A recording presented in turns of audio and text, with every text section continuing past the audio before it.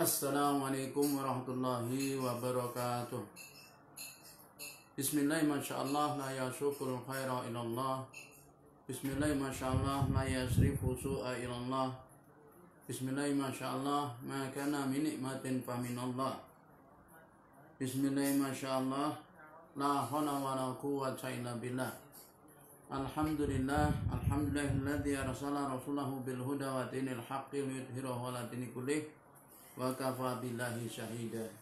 Asyhadu an la ilaha illallah wahdahu la syarikalah wa asyhadu anna Muhammadan abduhu wa rasuluh. Allahumma shalli wa sallim ala sayyidina Muhammadin wa ala alihi wa sahbihi ajmain wa man tabi'ahu bi ihsan ila yaumiddin, amma ba'd. Qala ta'ala fi kitabil karim, a'udzu billahi minasyaitonir rajim. Bismillahirrahmanirrahim. Laqad kana lakum fi rasulillahi uswatun hasanatun liman kana yarjullaha wal yawmal akhir wa dzakarallaha katsira. Shadaqallahu adzim. Wa qala ta'ala aidan, a'udzu billahi minasyaitonir rajim. Qul in kuntum tuhibbunallaha fattabi'uni yuhibbukumullahu wa yaghfir lakum dzunubakum wallahu ghafurur rahim. Shadaqallahu adzim. Bapak, ibu-ibu, saudara-saudaraku kaum muslimin dimanapun Anda berada yang dirahmati oleh Allah, alhamdulillah, puji syukur atas nikmat Allah SWT. Kita kembali dipertemukan oleh Allah melalui media sosial kita ini di malam bulan Ramadan yang insya Allah kita memasuki malam ke-9. Bapak Ibu yang dirahmati oleh Allah, tidak terasa sudah 8 hari kita menjalani bulan yang paling mulia ini. Mudah-mudahan amalan kita wabil khusus di bulan Ramadan ini diterima oleh Allah SWT, juga puasa kita dan juga amalan kita yang lainnya, serta kita diampuni dosa-dosa kita oleh Allah SWT. Amin, Allahumma amin. Salawat dan salam tak lupa kita aturkan kepada junjungan kita Nabi Muhammad sallallahu alaihi wasallam biqaulih Allahumma sholli ala Muhammad. Semoga kelak yaumul akhir kita termasuk umat beliau yang mendapatkan syafaat dari Nabi SAW. Bapak Ibu yang dirahmati Allah, Rasulullah SAW sebagai satu sosok yang Allah utus sebagai Nabi akhir zaman, merupakan satu-satunya teladan yang terbaik di dalam kehidupan kita, oleh karena beliau adalah Sayyidul Anbiya wal Mursalin wa Imamul Muttaqin. Jadi pemimpin para nabi dan rasul dan pemimpin orang yang bertakwa. Dan karena Allah Subhanahu wa taala lebih tegas lagi mengatakan di dalam firman-Nya surah Al-Ahzab ayat 21 ketika Allah katakan, a'udzu billahi minasyaitonir rajim. Laqad kana lakum fi rasulillahi uswatun hasanatun liman kana yarjullaha wal yawmal akhir wa dzakarallaha katsira. Allah katakan laqad, dan sungguh benar-benar. La-nya ini kosam, qad-nya taukid. Jadi la itu untuk menguatkan taukid. Laqad, sungguh benar-benar. Karena adalah lakum bagi kalian fi rasulillahi, pada diri Rasulullah SAW, uswatun hasanatun, yaitu suri tauladan yang baik. Liman kana yarjullaha, bagi orang yang mengharap rahmat Allah SWT, mengharap pertemuannya dengan Allah. Wa dzakarallaha katsira, dan Allah, dia mengingat Allah dengan ingat yang banyak. Jadi mereka ini, orang ini, liman kana yarjullaha, mereka mengharap pertemuan dengan Allah, dan juga yaumal akhirah, yaitu wal yaumal akhirah, dan mengharap datangnya hari perhitungan amal. Wa dzakarallaha katsira, dan dia ingat kepada Allah dengan ingat yang banyak. Bapak Ibu yang rahmati Allah, ringkasnya pada diri Rasul itu terdapat contoh yang baik dalam seluruh aspek hidup kita. Ya, bukan hanya dalam masalah sholat, dalam masalah puasa, dalam masalah haji, dalam masalah umrah atau ibadah mahdoh, tetapi Rasulullah menjadi contoh bagi kita seluruh aspek kehidupannya. Kenapa? Karena Islam yang Allah turunkan kepada Rasulullah adalah untuk mengatur seluruh sisi kehidupan kita. Rasulullah contoh sebagai seorang ayah, bagaimana beliau figur sebagai seorang ayah, Rasulullah juga menjadi contoh sebagai seorang pendidik mu'allim. Rasulullah juga menjadi contoh sebagai seorang kepala negara. Rasulullah juga menjadi contoh bagaimana dia menjadi seorang yaitu ya pendidik bagi umatnya, adullallah, yaitu penyeru ke jalan Allah Subhanahu wa taala. Rasulullah kesempurnaan kepribadiannya luar biasa. Boleh dibilang manusia yang paling sempurna adalah Rasulullah SAW. Al-insanul kamil, yaitu manusia yang paling sempurna. Itu adalah Rasulullah SAW. Semakin kita dalami kepribadian Rasul, maka kita akan semakin terkagum-kagum. Rasulullah bukan hanya punya sifat lembut, tapi Rasulullah juga punya sifat tegas ya terhadap setiap pelanggaran hukum Allah Subhanahu wa taala. Oleh karena itu, Bapak Ibu yang rahmati Allah, ketika kita mau meneladani, mau mencontoh Rasulullah SAW, maka jangan dicontoh hanya satu bagian saja.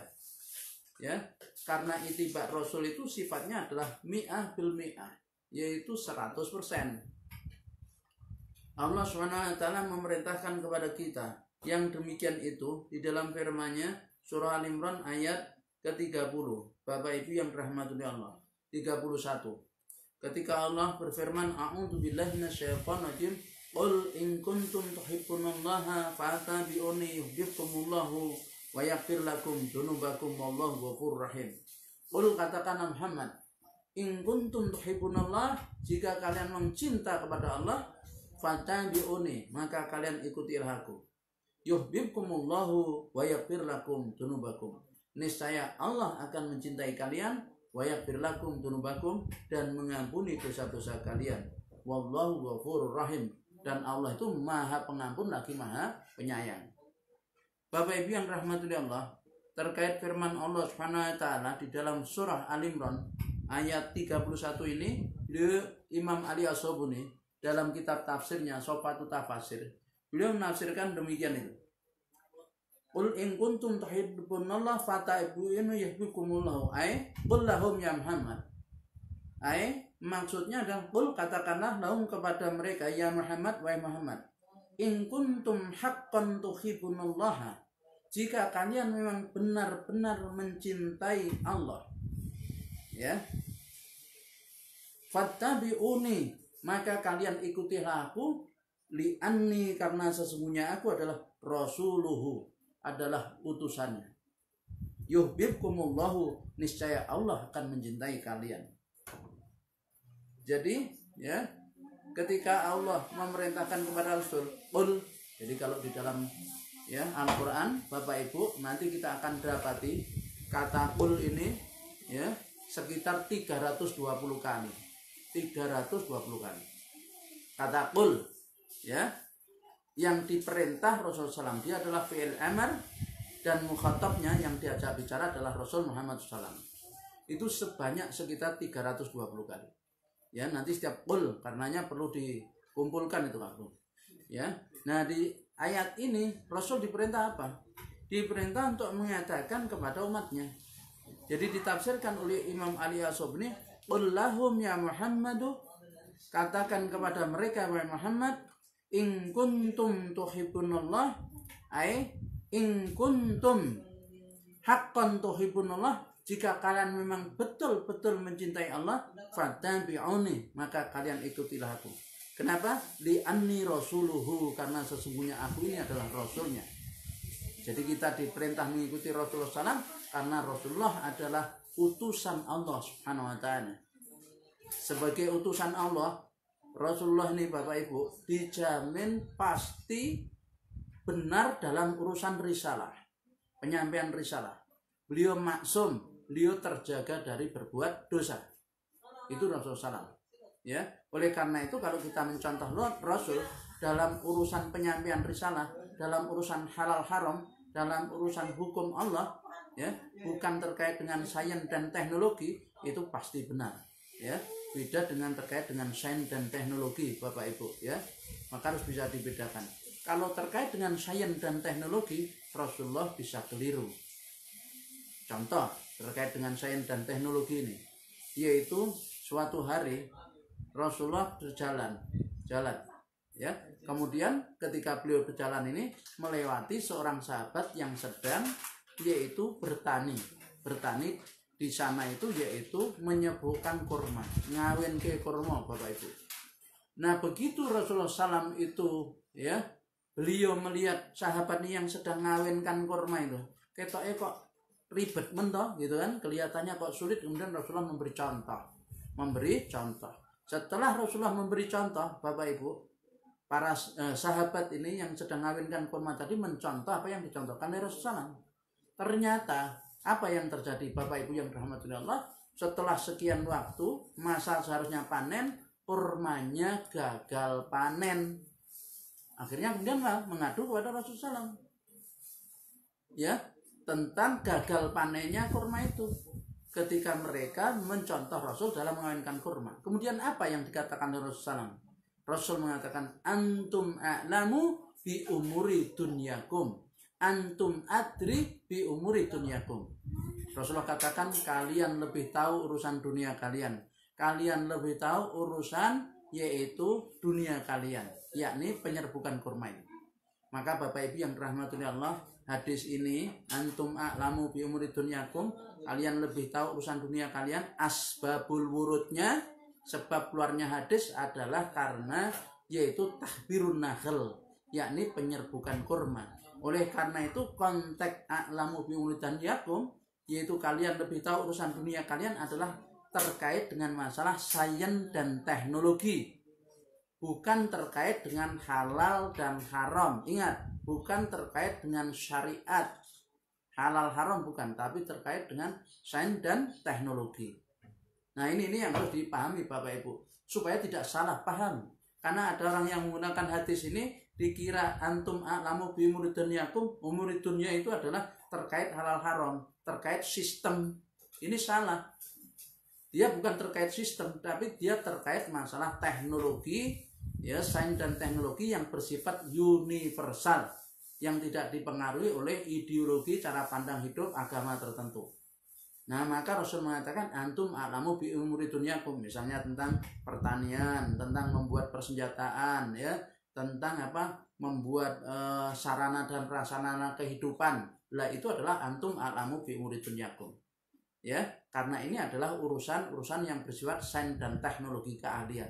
Maka Rasulullah SAW dalam hal ini beliau bisa jadi salah, karena memang tidak dijamin dalam masalah ini, karena bukan persoalan pahala dan dosa, tapi ini persoalan adalah keahlian atau teknologi. Nah Bapak Ibu yang rahmatullah, nah beda dengan persoalan yaitu syariat halal haram. Rasulullah SAW dijamin terjaga dari berbuat salah, maksum, ya, walau yasimuka minan nas. Jadi Allah menjagamu dari gangguan manusia, tidak bisa disahkan oleh orang terkait dengan ini Bapak Ibu.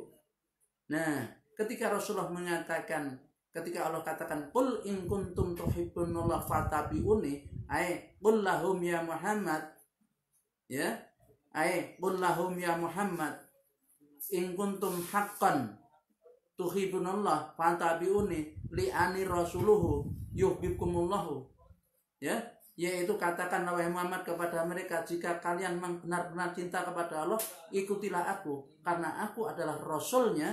Ini dalam persoalan syariat, dalam persoalan apa, syariat halal dan haram, bukan dalam persoalan sains dan teknologi, ya.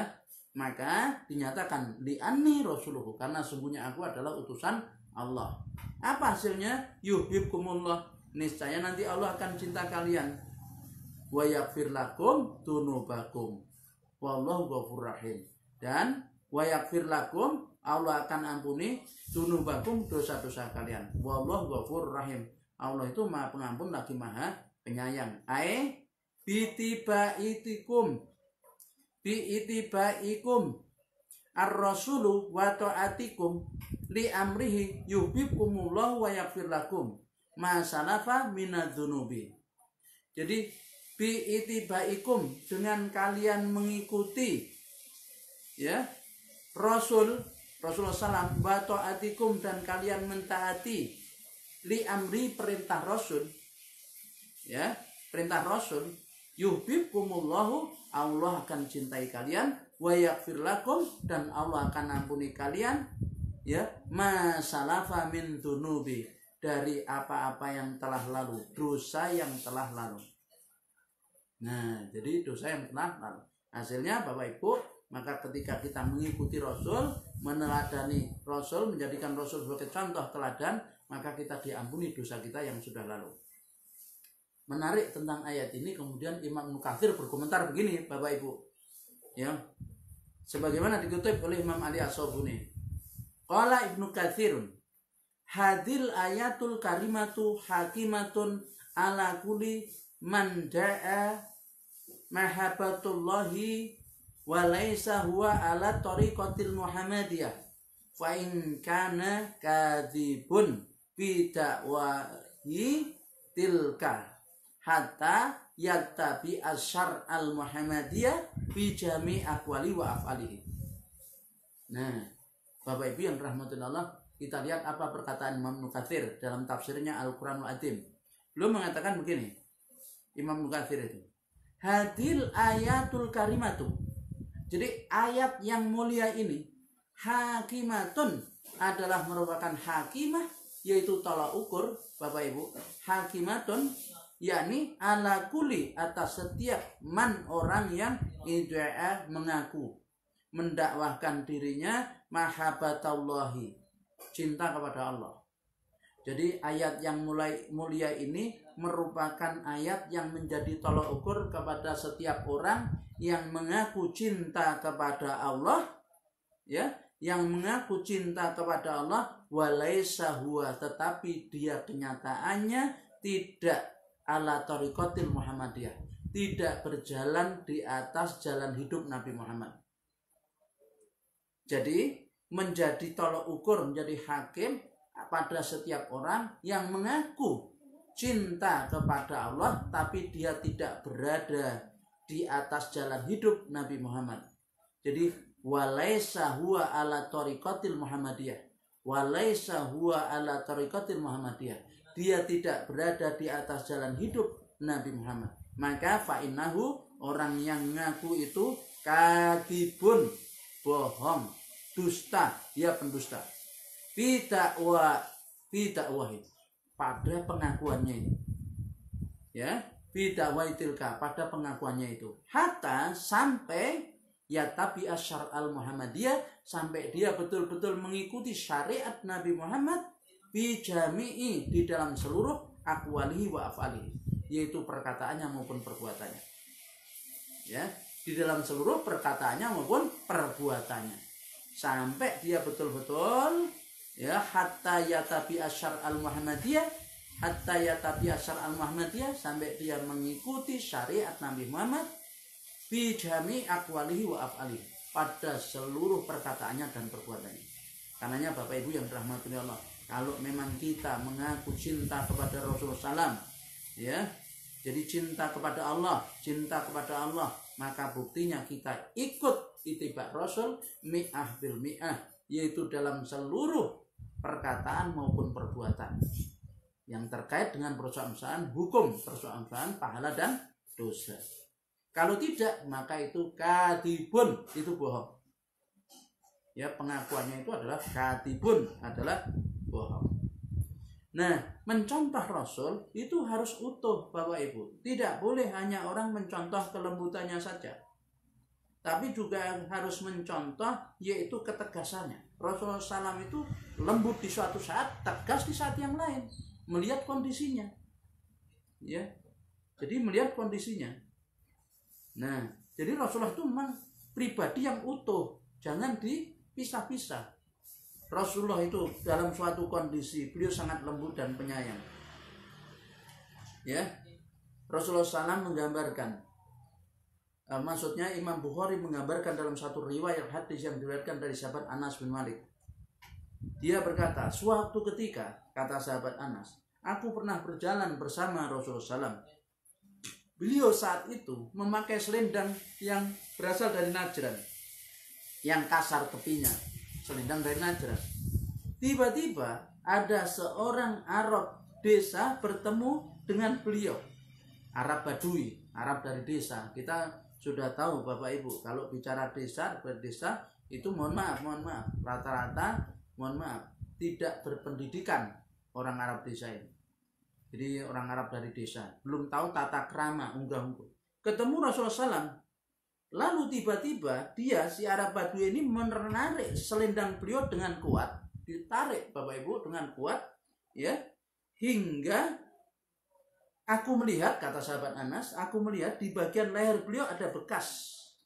Karena saking kuatnya tarikan itu, di leher beliau itu ada bekas, ujung selendang itu akibat kuatnya tarikan itu. Nah, kita bisa bayangkan ya bagaimana itu rasanya ditarik itu mesti panas kan, ada sampai bekasnya ya, ada bekasnya. Kemudian ya, orang itu kemudian berkata begini, orang Arab kampung itu berkata begini, wahai Muhammad, ya Muhammad, berikanlah kepadaku sebagian dari harta Allah yang ada padamu. Wah, habis narik keras itu, Bapak Ibu, coba itu, narik keras selendangnya, terus minta duit, minta harta. Muhammad, berikan ya sebagian dari harta yang Allah berikan kepadamu yang ada padamu. Kira-kira Bapak Ibu, kalau misalnya panjenengan, kalau misalnya kita itu yang diperlakukan seperti itu, kira-kira gimana sikapnya? Marah enggak? Malah setelah itu minta uang, pasti itu. Apalagi di pasar, di pasar ini banyak setannya Bapak Ibu ya. Tempat yang paling disukai setan itu kan pasar.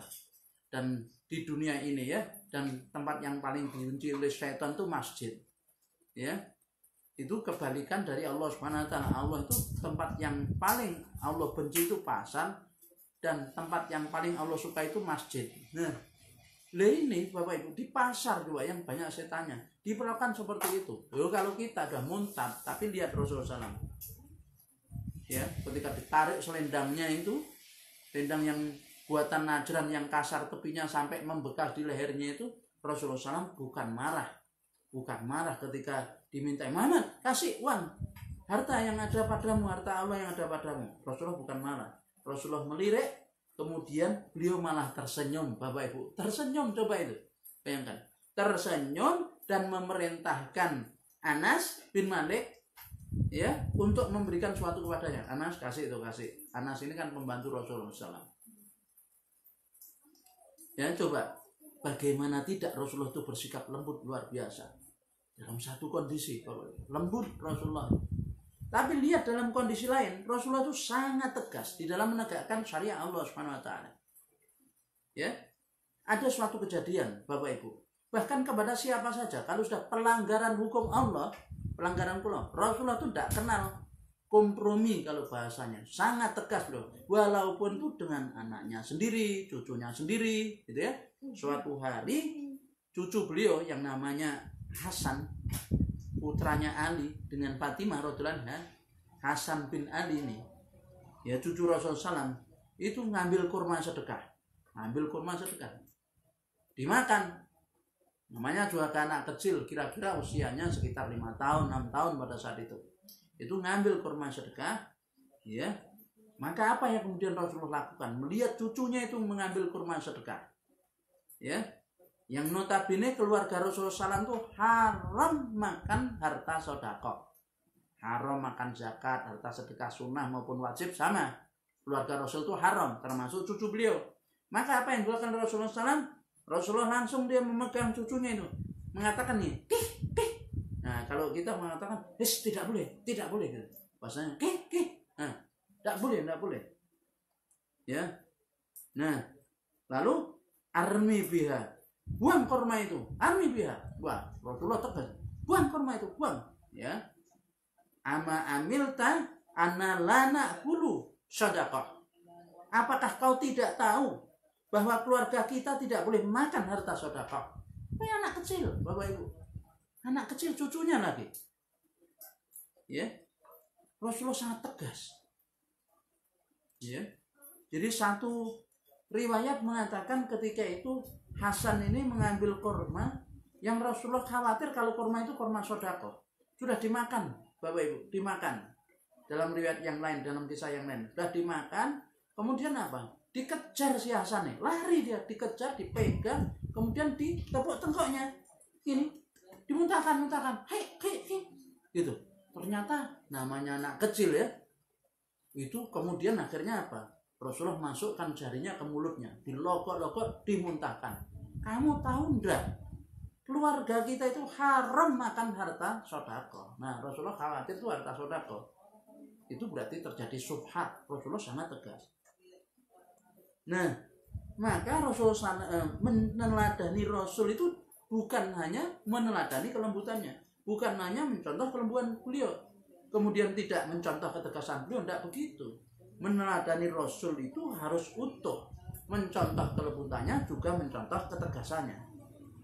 Nah, jadi kalau misalnya ada orang yang dia itu hanya mengambil dari Rasul itu lemah lembut, ya, Rasul itu kan pemaaf, ya Rasul gini, tapi tidak mencontoh ketegasannya, maka disindir oleh Al-Hafidh Ibnu Abdul Bar yang wafat pada tahun 463 Hijriah dalam kitab Bahjatul Majalis. Beliau menyindir begini, "A'ahi, inna minar rijali bahimatan fi suratir rajulis sami'al mubsiri fitanun likuli musibatin fi malihi wa idza yusabu bidinihi lam yash'ur." Jadi ada sindiran, wahai saudaraku, akhi, inna minar rijali bahimatan, sungguhnya di antara laki-laki itu ada binatang. Maksudnya binatang dalam bentuk seorang laki-laki yang mendengar dan melihat. Jadi maksudnya ini sindiran keras nih. Ada seseorang itu sebetulnya binatang, wujudnya saja dia manusia, tapi aslinya dia binatang. Gitu. Apa? Jadi fisuratul rizal samil mubis, yakni fitanun likuli musibatin fi malihi. Dia cerdas pada setiap musibah yang menimpa hartanya. Dia itu cerdas, dia itu membela habis-habisan kalau musibah itu menimpa hartanya. Tapi wa idza yusabu bidinihi lam yash'ur. Tapi begitu musibah itu menimpa agamanya, dia tidak pernah merasa sedikit pun. Tidak pernah merasa ketika musibah itu menimpa agamanya. Tapi kalau mengenai hartanya, kedudukannya, belanya itu habis-habisan. Begitu musibah itu yang dihina agamanya, tidak ada pembelaan sama sekali. Ini disindir, dikatakan oleh Al-Hafidz Ibnu Abdul Bar dalam kitabnya Bahjatul Majalis. Ini adalah yakni inna minar rijali bahimatan. Ini sesungguhnya di antara laki-laki itu ada yang dia binatang. Fi suratir rajul sami'il mubsir, hanya gambarannya saja dia itu manusia tapi aslinya binatang. Jadi siapa dia? Kalau yang difitnah, kalau yang tertimpa musibah itu hartanya, belanya pol-polan, tapi kalau agamanya tidak ada kesadaran. Nah, jadi Bapak Ibu yang rahmati Allah. Jadi Rasulullah SAW itu kalau sudah dalam persoalan hukum tidak mengenal kompromi. Artinya beliau tegasnya luar biasa. Suatu ketika, ya Bapak Ibu yang rahmati Allah, Rasulullah SAW itu didatangi oleh pemuda yang paling beliau cintai. Siapa dia? Yaitu Usamah bin Zaid. Ya, Usamah putranya Zaid bin Haritsah, seorang pemuda kulit hitam, tapi beliau sangat cinta kepada pemuda ini karena akhlaknya, karena pribadinya, karena keislamannya, ketakwaannya. Suatu ketika, Bapak Ibu yang rahmati Allah, ini ya Usamah bin Zaid ini diutus oleh tokoh Bani Makhzumiyah untuk apa? Melobi Rasulullah SAW. Kenapa? Karena ada wanita Bani Makhzumiyah yang mencuri. Bapak Ibu tahu nggak artinya hukum mencuri di dalam Islam itu? Dijelaskan oleh Allah, as-sariqu as-sariqatu faqtu wadiyahuma. Jadi pencuri laki-laki, pencuri perempuan, kalau terbukti dia mencuri ya dalam kondisi ekonomi sedang stabil, maka potong tangannya. Potong. Keterlaluan, ekonomi bagus, gini stabil, kemudian dia mencuri, itu berarti sanksinya hukum potong tangan, pergelangannya ini. Bukan gini, pergelangannya yang dipotong. Nah, ini ada wanita yang mencuri dari Bani Makhzumiyah. Tahu enggak Bapak Ibu Bani Makhzumiyah itu siapa? Dia adalah salah satu kabilah dalam suku Quraisy, yaitu suku yang sangat terhormat. Ini mencuri, maka betapa malunya ya suku itu. Akhirnya kemudian bagaimana kalau nanti sampai dijatuhi hukum potong tangan, kita malu luar biasa. Akhirnya mereka berusaha melobi Rasulullah SAW dengan mengutus seorang pemuda, yaitu Usamah bin Zaid, pemuda yang paling dicintai Rasul. Harapannya nanti mendapatkan keringanan hukum. Kemudian datanglah Usamah bin Zaid kepada Rasulullah. Ya, datang. Rasulullah senang menyambut Usamah bin Zaid. Ahlan wa sahlan ya Usamah. Ahlan bin. Kemudian apa, Bapak Ibu? Setelah itu setelah berbahasa basi, kemudian Usamah menyampaikan maksud.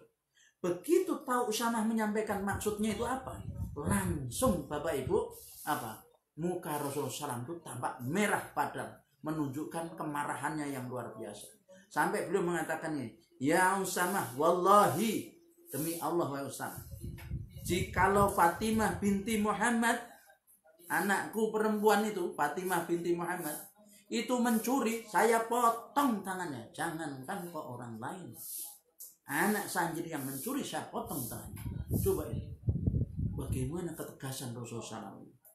Akhirnya Usamah bin Zaid itu, ya, beliau, tidak berani lagi mengatakan itu. Bagaimana ketegasan Rasulullah SAW terhadap penerapan hukum, coba seperti itu. Jadi tidak main-main, Pak Ibu. Sampai mengatakan, wallahi demi Allah, jangankan kok itu wanita Bani Maksumiyah, anak saya itu Fatimah, kok sampai mencuri, saya potong tangannya. Tegasan Rasul. Dan bagaimana Rasulullah ketegasan di dalam mendidik anak. Dia meminta kepada orang tua agar kalau anaknya sudah usia 10 tahun kok tidak sholat, tidak mau sholat, Bapak Ibu, Rasulullah meminta supaya orang tuanya mukul anaknya. Ini adalah ketegasan. Nah, juga bagaimana kita lihat ketegasan Rasulullah SAW, ya, terhadap orang-orang yang melecehkan Islam, ya, seperti orang-orang Yahudi. Sampai Rasulullah SAW mengusir Yahudi Bani Qainuqa dari Madinah karena dipicu oleh pelecehan mereka terhadap satu orang muslimah. Ya. Bagaimana ketika Musailamah Al-Kadzab yang mengaku nabi itu, beliau menulis surat kepada Rasulullah SAW. Antara lain berbunyi begini, amma ba'du. Dari Musailamah utusan Allah kepada Muhammad utusan Allah. Sesungguhnya bumi ini dibagi dua, separuh untukmu dan separuh untukku.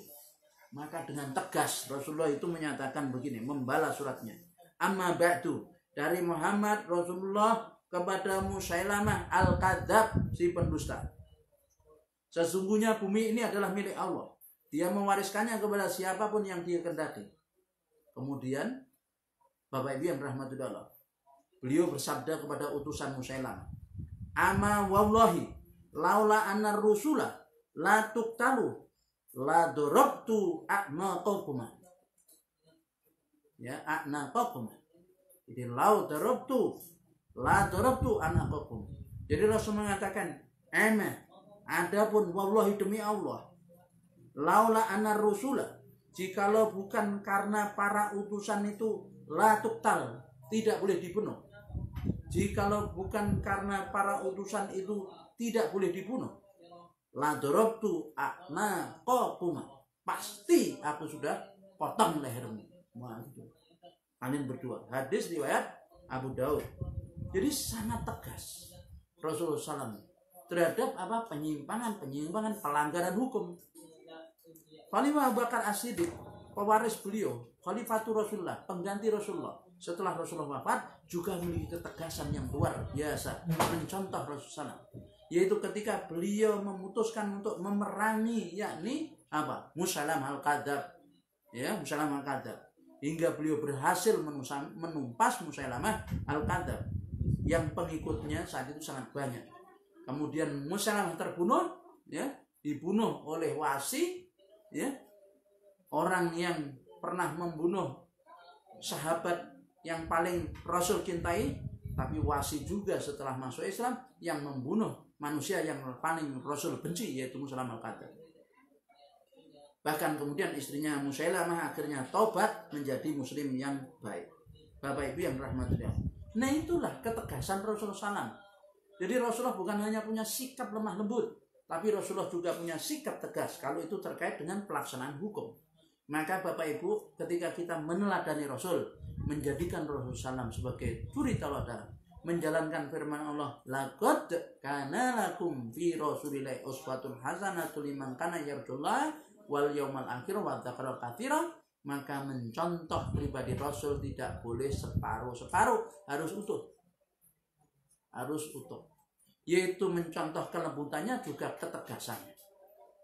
Ya, Bapak Ibu yang dirahmati oleh Allah.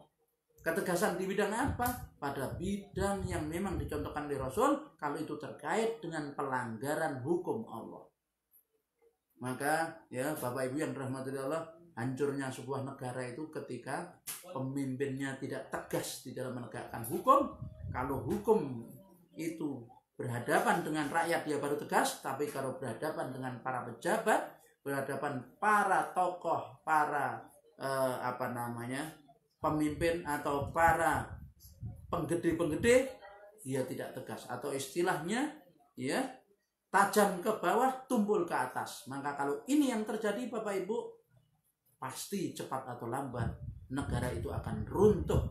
Diruntuhkan oleh siapa? Oleh para pelaksananya sendiri itu. Karena tidak memiliki ketegasan dalam menjalankan hukum, tidak mengikuti Rasulullah SAW. Maka dia tidak berbukti kalau dia seorang muslim sebagai orang yang cinta kepada Allah dan Rasulnya.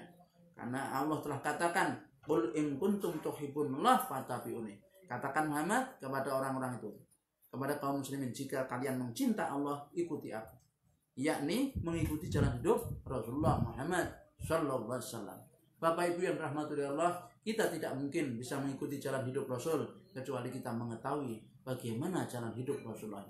Maka disitulah penting bagi kita untuk memahami Al-Quran dan Sunnah sebagai sumber dari jalan hidup Rasul, sebagai pedoman kehidupan yang diberikan oleh Allah melalui Rasulnya. Mudah-mudahan di bulan Ramadan ini kita lebih bersungguh-sungguh ya untuk kembali kepada tuntunan Allah, kembali kepada hukum Allah, menjalankan hukum Allah seluruh kehidupan, yang dengan itu Bapak Ibu insya Allah yang namanya musibah diangkat oleh Allah.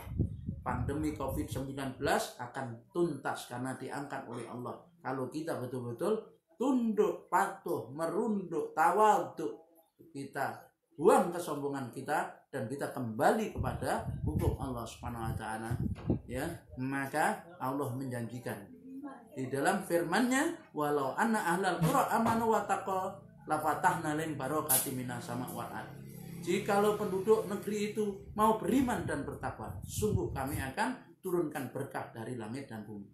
Tapi fa'aqadnahum bima kanu yaksibun. Ya, walakin kadzabu, akan tapi mereka mendustakan, maka fa'aqadnahum bima kanu yaksibun. Maka kami timpakan berbagai kesulitan hidup, bencana karena perbuatan mereka. Maka kuncinya adalah Bapak Ibu, kita harus kembali kepada Allah Subhanahu wa taala, kembali kepada tuntunan Allah, meneladani Rasulullah SAW seluruh aspek kehidupan kita. Mudah-mudahan Ramadan ini menjadi bulan yang betul-betul menjadikan kita kembali kepada jalan Allah yang sebenar-benarnya, sehingga kita mendapatkan kemuliaan di hadapan Allah Subhanahu wa taala dan akhir kehidupan kita menjadi husnul khatimah. Akhirul kalam, saya mohon maaf kalau ada kata yang kurang berkenan. Kita tutup dengan doa subhanakallahumma wa bihamdika asyhadu alla ilaha illa anta astaghfiruka wa atubu ilaik. Wassalamualaikum warahmatullahi wabarakatuh.